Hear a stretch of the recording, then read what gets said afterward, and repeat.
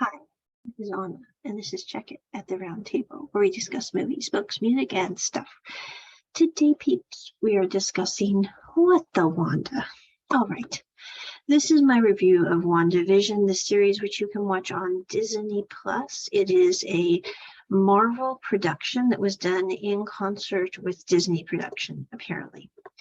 One of my students from Korea said, Anna, you really need to watch WandaVision.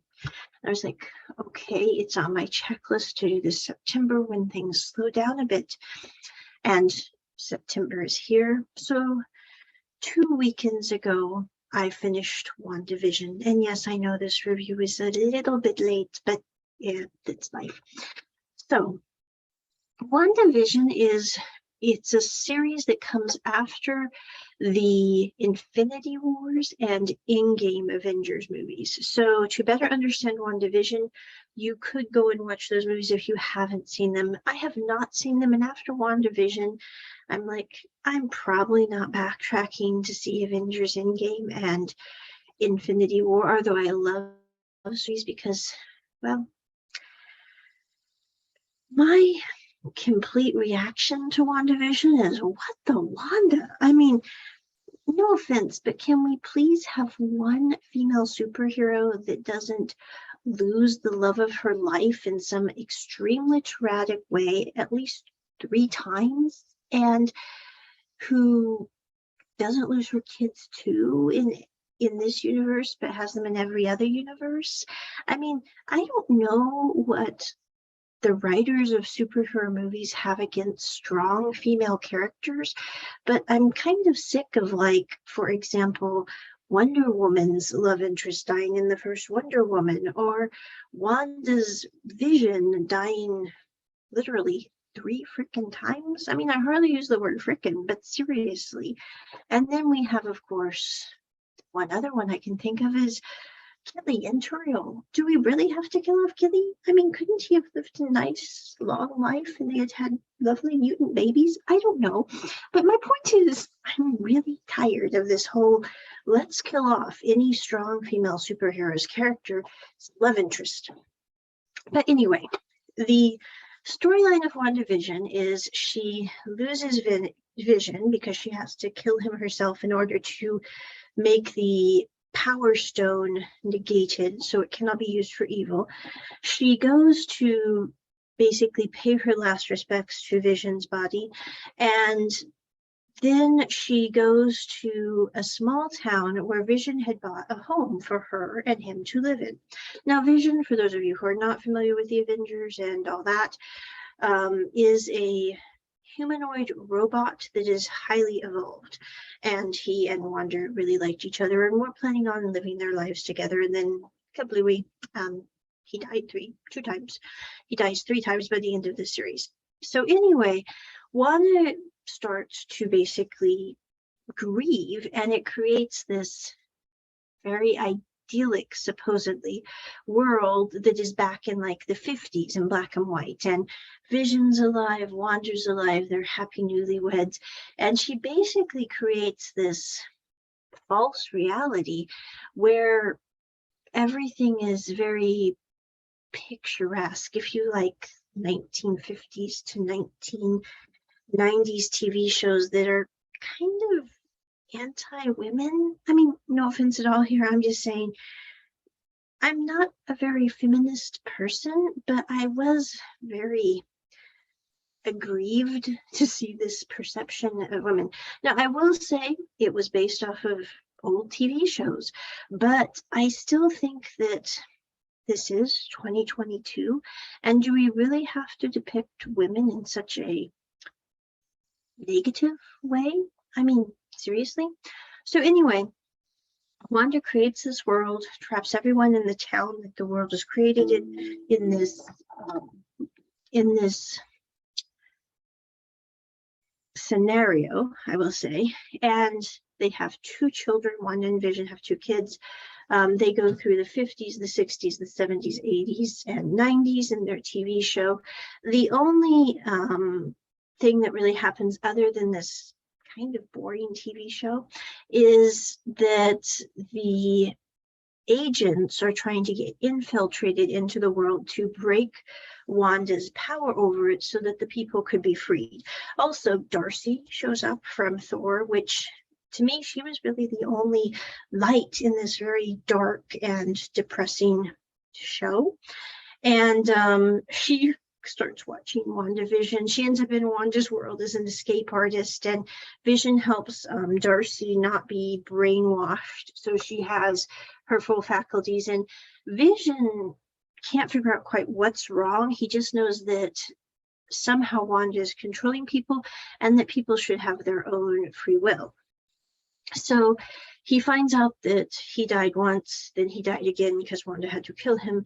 Then he is back in this pseudo form, but the real Vision is actually attacking him at the end of the show. And Wanda, Vision, and the two kids from the fake reality have to battle the military in this big standout at the very end curtain. And she also has to battle this witch from Salem, which again, the storyline was very chaotic because I'm going, I think they were trying to go back to like the Salem witch hunts, but it really didn't work because I'm like, number one, this woman she wasn't in a witch hunt. And so it just was extremely confusing. And I will say that's one thing which I love superhero movies, don't get me wrong, but I am not really a big fan of Marvel movies because they tend to be very chaotic in their storyline. It's like continuity is something you're probably not going to get in a Marvel movie. I do like superhero movies, it's not that. And I really enjoyed parts of the Thor series in particular, mainly Darcy. But I'm just saying in general, the continuity of Marvel films coupled with sometimes the just absolute silliness of some of the scenes is just not my thing compared to DC, where you actually have a linear storyline that makes a lot more sense typically. Now, again, doesn't mean I like all DC movies either. I have some major issues with Wonder Woman and how they kill off her love interest, but there we go. But that rant is for another day. So anyway, but overall, I think that my end result at the end of watching WandaVision, because I really kept hoping they would pull a rabbit out of their hat, so to speak, and make the show end in a somewhat optimistic way. But at the end of the show, Wanda has lost her town. She has lost her husband. She has lost her kids. And she is alone in the world trying to figure out how she has these Scarlet Witch powers, which we really don't even know how she's a witch because she didn't know she was a witch. And no offense, that whole theory doesn't really work because witches typically know they're witches. So I'm like, the whole thing was just this like 6 to 8 episodes of absolute zaniness. And I think that Marvel is trying to basically put out as many movies as they can right now, but just because you can put out a movie or can put out a series doesn't necessarily mean that series needs to be put out, as it were, because I think, putting a little more thought into things, it might have gone better. Now, I know some people who really like Marvel movies and really like DC movies, but, I was even talking to them and they were like, Anna, we really can't figure out what they were thinking with WandaVision or with like the new Doctor Strange, which really isn't a sci-fi show. It's more of like a horror movie, which I'm not saying people who like horror don't like sci-fi, but I will say that most people I know who like sci-fi aren't really into horror, and most people who like horror movies that I know aren't really into sci-fi. So trying to mix the two just seems kind of like you lose both audiences. So anyway, overall, I would give Wanda maybe a 2 out of 10 because I really thought it was just kind of an utter travesty. Now, I do have to say, I liked the actor who played, or actress who played Wanda. I thought that she did a very good job of depicting a strong woman who has had a lot of things thrown at her and who maybe has not made the best decisions, but didn't make those bad decisions out of a vindictive nature, just out of desperation of trying to preserve the good memory she had in life. I think that she also did a good job of making the viewer empathetic to her play, even if you couldn't agree with her methods, because she really did have a lot of things thrown at her, and she didn't respond in the best of ways, but I also think she didn't respond in the worst of ways either. It's like, I think one of the characters in the series said, you know, Wanda would not hurt someone on purpose, whereas someone who might seem nicer might actually hurt people on purpose, even though they appear to be going at things in a more diplomatic fashion. So I think, that was an interesting idea that was brought to light in the show. But I think that Marvel can do better. We can show strong women without putting them in 1950s TV shows that make fun of femininity, for example, and kind of are, well, rather, what would be the best word? I teach English, but I have trouble figuring out words sometimes. But I would say kind of demeaning toward women and people in general. I mean, it wasn't just the women; they were also making fun of the guys too. So I mean, it wasn't like completely sexist, but pretty close to being completely sexist against women. And I think we can do better in 2022. We can make shows that show people as individuals and as being awesome, whatever gender they are or aren't. And also, why do we have to kill off the lead female characters, love interest, and children? I mean, I really think that that is a very low blow, to be honest. And I'm really looking forward to the day when we have a TV series that doesn't do that. Currently I'm watching Supergirl, which again, I'm sitting there, I'm in season 2 right now, but I know like with Supergirl, Kara and Mon-El, it doesn't work out. No. I'm really not sure that's too much of a bad thing, considering how Mon-El is acting, at least in the first of season 2. I'm like, the Supergirl could do so much better, I would think, but there's a whole universe of people out there. I'm just saying. But maybe it's like Captain Paris and Yolanda Taurus. Maybe by the end of 6 seasons, you're sitting there rooting for Mon-El, but right now it's not happening.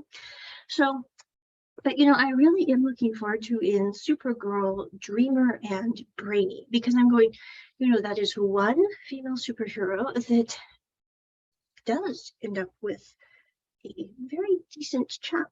But now granted, he's a half humanoid, half computer, which might be why he makes such logical decisions that are not entirely led by passion. But anyway, I'm going, that relationship might actually work. So I'm really looking forward to seeing at least one female superhero that can be strong and also have a good personal relationship with members of the opposite sex. I'm just saying.